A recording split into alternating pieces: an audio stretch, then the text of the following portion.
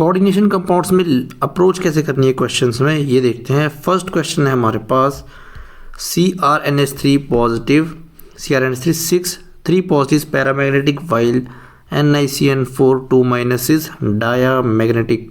एक हमारे पास क्या गिवन है, ऑक्टाहेड्रल कॉम्प्लेक्स है, एक हमारे पास क्या है, टेट्राहेड्रल कॉम्प्लेक्स है। तो पहले ऑक्टाहेड्रल को चेक करेंगे। NH3 3 पॉजिटिव, यहाँ पे क्रोमियम की ऑक्सीजन स्टेट नहीं आएगी, इसको मानेंगे हम X। अमोनिया हमारा न्यूट्रल लिगेंड है, इसकी ऑक्सीजन स्टेट होगी 0 × 6, ये 0 ही आएगा, इक्वल्स टू चार्ज कितना है कॉम्प्लेक्स पे +3, तो X आ गया हमारा +3। क्रोमियम हमारा यहाँ पे +3 ऑक्सीडेशन स्टेट में है। क्रोमियम की कॉन्फिगरेशन क्या होती है, 3d5 4s1। अगर इसमें से 3 इलेक्ट्रॉन चले जाएंगे तो बचेगा क्या, 3d3 4s0। अगर हम इसको कॉम्प्लेक्स में बनाते हैं इसको, तो 3d ऑर्बिटल है इसका, इसमें रहेंगे 1 2 3 क्रोमियम +3 ऑक्सीजन स्टेट में, ये इसका 4s ऑर्बिटल और ये हमारा क्या है 4p ऑर्बिटल। तो यहाँ पे हमको क्या देखने को मिल रहा है, 3 अनपेयर्ड इलेक्ट्रॉन। लेकिन अगर हम बात करते हैं NiCN4 2 माइनस, तो निकल की ऑक्सीडेशन कैसे निकालेंगे हम, X साइनाइड की होती है -1, चार साइनाइड की नहीं होगी -4 equals to charge on complex, तो X इक्वल्स टू -2 + 4, X आ गया यहाँ +2। तो निकल हमारा यहाँ +2 ऑक्सीडेशन स्टेट में है। निकल की इलेक्ट्रॉनिक कॉन्फिगरेशन 3d8 4s2, लेकिन जब ये +2 ऑक्सीडेशन स्टेट में होगा तो ये होगा 3d8 4s0। तो हम बनाएंगे निकल +2 में, डी में रखेंगे इसके 8 इलेक्ट्रॉन्स, 1 2 3 4 5 6 7 8। जब कॉम्प्लेक्स का फॉर्मेशन होगा हमारे पास साइनाइड ग्रुप आएगा, तो NiCN4 2 माइनस, ये इसका क्या है एम्प्टी 4s और 4p। तो साइनाइड क्या करेगा, हमारा पेयरिंग करा देगा, क्योंकि साइनाइड एक स्ट्रॉन्ग फील्ड लिगेंड हमारे पास प्रेजेंट है। तो ये इलेक्ट्रॉन जाएगा यहाँ पर और हो जाएगी हमारी पेयरिंग, और बचेगा कि हमारे पास 4s, ये हमारा 3d है, और 4p। साइनाइड के इलेक्ट्रॉन्स कौन कौन से ऑर्बिटल में जाएंगे, यहाँ ये ऑर्बिटल जाएंगे हाइब्रिडाइजेशन में, यहाँ आएंगे साइनाइड के इलेक्ट्रॉन। कौन सा ऑर्बिटल होगा ये, dsp2 हाइब्रिडाइज ऑर्बिटल। और हमको देखने को मिल रहा है यहाँ पर कोई भी अनपेयर्ड इलेक्ट्रॉन प्रेजेंट नहीं है, 0 अनपेयर्ड इलेक्ट्रॉन्स। तो जहाँ पे भी कोई अनपेयर्ड इलेक्ट्रॉन प्रेजेंट नहीं होगा वो होगा हमारा डायामैग्नेटिक। तो ये कॉम्प्लेक्स क्या हुआ हमारा, डायामैग्नेटिक। और जहाँ पर भी अनपेयर्ड इलेक्ट्रॉन हमको देखने को मिल गया, चाहे 1 में दिखे चाहे 10 दिखे, तो ये हो जाएगा हमारा पैरामैग्नेटिक। और हाइब्रिडाइजेशन क्या होगी इसकी, यहाँ पे वाटर के इलेक्ट्रॉन्स जो हैं ऑक्यूपाई करेंगे। ये जो डी के 2 ऑर्बिटल है, इनर डी ऑर्बिटल, 1 s का और 3 p के, ये बनेगा हमारा हाइब्रिड ऑर्बिटल D2sp3 हाइब्रिडाइजेशन, और ज्योमेट्री होगी ऑक्टाहेड्रल। आई होप ये क्वेश्चन समझ आया होगा। अब चलते हैं नेक्स्ट क्वेश्चन की तरफ। अगला है हमारे पास FeCN6 4 माइनस, FeCN6 4 माइनस, और दूसरा है FeH2O6 2 पॉजिटिव। अगर हम आयरन की ऑक्सीडेशन स्टेट देखते हैं तो यहाँ पर भी +2 ऑक्सीडेशन स्टेट में है, और यहाँ पर भी ये +2 ऑक्सीडेशन स्टेट में है। दोनों ही क्या है, ऑक्टाहेड्रल कॉम्प्लेक्स हमारे पास है, ये भी और ये भी हमारे पास क्या है, ऑक्टाहेड्रल कॉम्प्लेक्स। बोल रहा है जब दोनों में आयरन जो हमारा +2 ऑक्सीडेशन स्टेट में है, तो दोनों के कलर्स जो है हमको देखने को अलग क्यों मिल रहे हैं। तो जहाँ पर भी हम कलर को चेक करेंगे, तो कलर को हम चेक करते हैं किससे, क्रिस्टल फील्ड थ्योरी से। और क्रिस्टल फील्ड थ्योरी हमको क्या बोलती है कि जो हमारा ऑक्टाहेड्रल कॉम्प्लेक्स है, इसमें Eg वाला सेट हायर एनर्जी पे जाएगा, T2g वाला लोअर एनर्जी पे, इधर भी Eg हायर, इधर T2g लोअर। आयरन के इलेक्ट्रॉनिक कॉन्फिगरेशन होती है 3d6 4s2। जब भी +2 ऑक्सीडेशन स्टेट में आ चुका है तो क्या बचेगा, 3d6, इधर भी क्या बचेगा, 3d6। अब हमको फिल कैसे करने हैं, साइनाइड हमारा क्या है, स्ट्रॉन्ग फील्ड लिगेंड है, तो ये कराएगा पेयरिंग 1 2 3 4 5 6।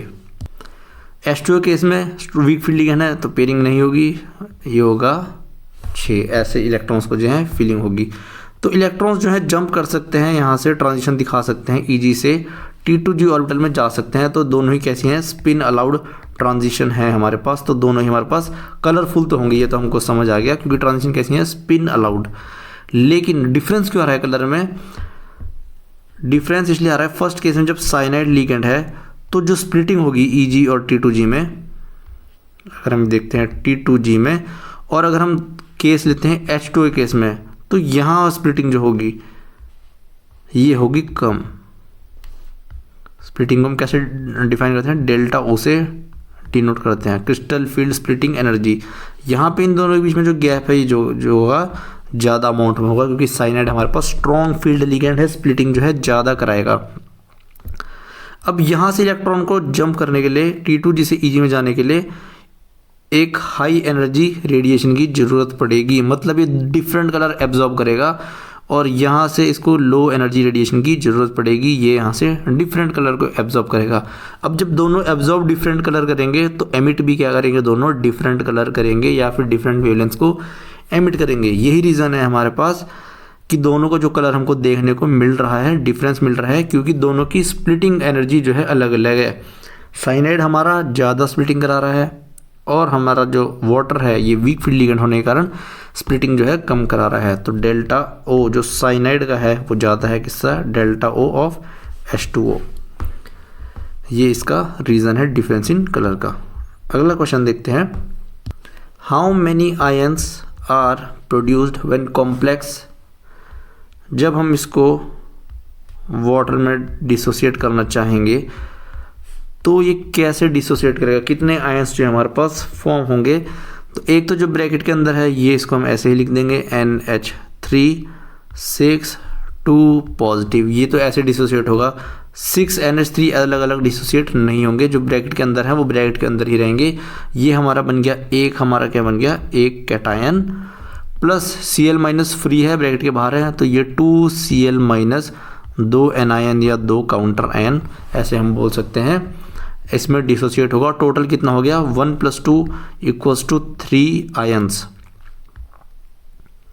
3 आयंस हमको मिल गए। अगर वो पूछता कितने कैटायन मिल रहे हैं तो एक कैटायन, अगर वो पूछता कितने एनायन मिल रहे हैं तो 2 एनायन। उसने पूछा है आयंस, तो आयंस क्या होता है, हमारे पास सम होता है कैटायंस प्लस एनायंस का, तो 1 + 3 1 + 2 = 3 आयंस जो हमको मिल रहे हैं इस कॉम्प्लेक्स से। अगला क्वेश्चन है हमारे पास, the oxidation number, oxidation state पूछ रहा है किसी कोबाल्ट की। ये इजी क्वेश्चन है। अब तो ऑक्सीजन स्टेट निकालनी हमको, हर कंपाउंड की आती है। CO4,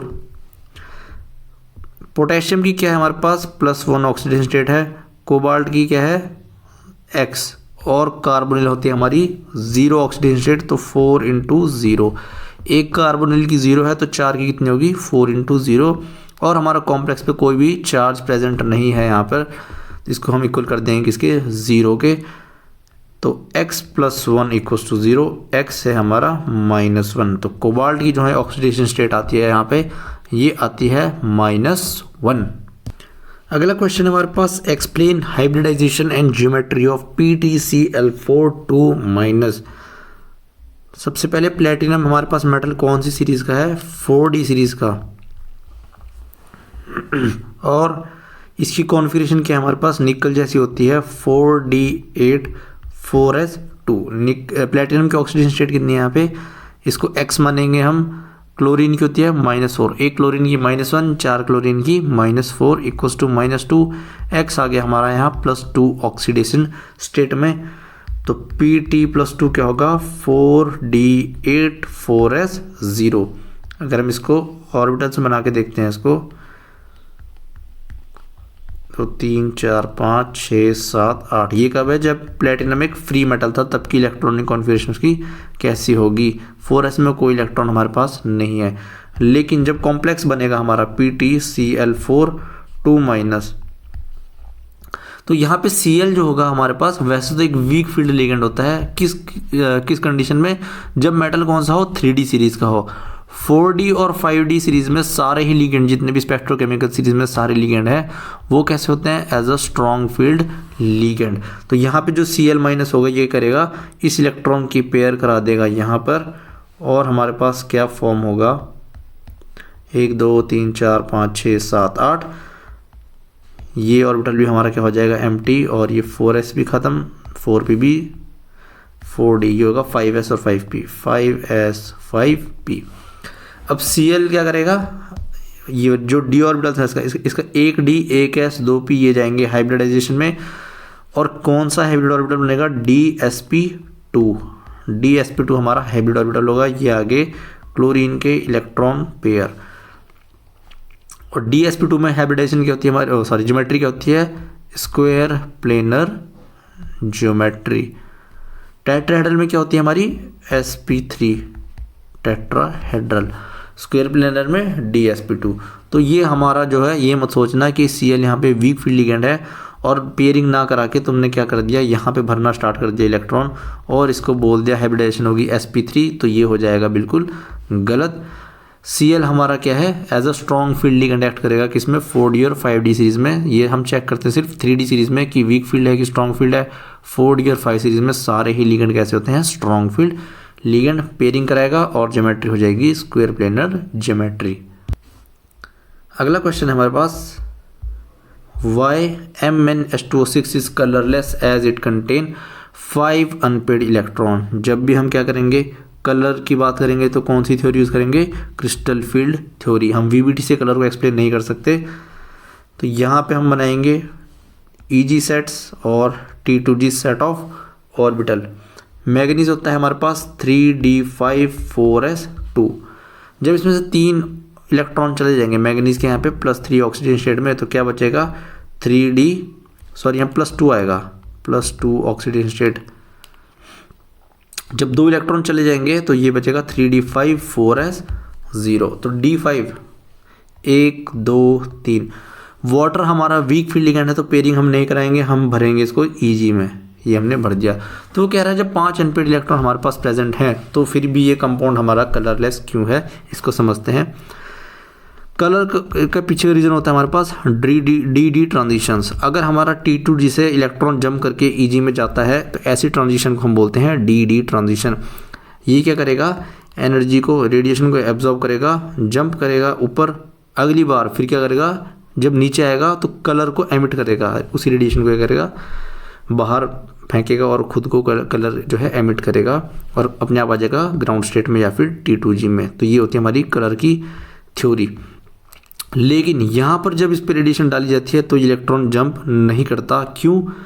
क्योंकि जब ये इलेक्ट्रॉन ऊपर जाएगा हमारे पास, इसको अपनी स्पिन चेंज करनी पड़ेगी। यहाँ पे इसकी अप स्पिन है, यहाँ इसको डाउन स्पिन करनी पड़ेगी।